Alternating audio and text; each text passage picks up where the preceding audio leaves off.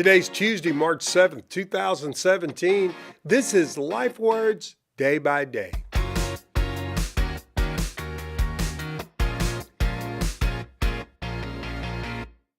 Thanks for being here today. It means a lot to me that you would. Let me offer you a life word for today.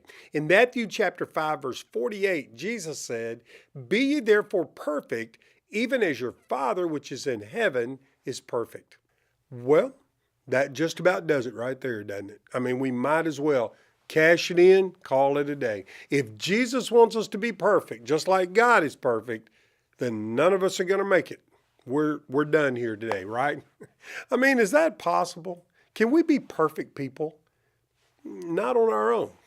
But what Jesus was really saying here, it can only be understood by looking at the verse in its context. See, this is one of those statements that Jesus made in the middle of a great sermon that he gave to a huge crowd of people.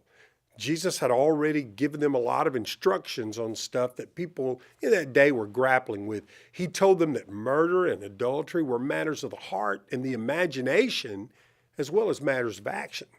And he instructed them on marriage, on revenge, and even how to respond to people that you consider an enemy. And all of this instruction, it was counterintuitive. It was polar opposite of how the people thought and how they were being taught by their religious leaders. All of this teaching was concerning how we relate to other people. God's really concerned about how his kids treat people.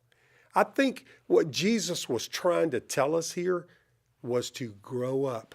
Live like people who belong to the King. Be who you really are. Live generously and graciously toward other people, because that's the way God treats us. Today, you're going to run across a lot of people. Many of those people have no relationship to God, and you're going to preach them a sermon, not by what you say, but by how you live. That kid at the drive-thru window at McDonald's, the waitress at lunch, the man at the convenience store, that coworker that you're with every day, they're listening to and they're watching your sermon concerning the reality of a Jesus that changes lives. Grow up. Live like someone that knows the Lord. So when you pray today, please remember to pray for BMA missionaries David and Shelley Dixon.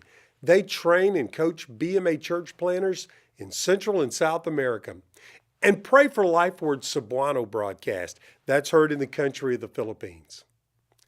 From the Life Word team worldwide, broadcasting in 40 languages to 121 countries and to a potential listening audience of 2 billion people, we pray that you'll walk with Jesus day by day.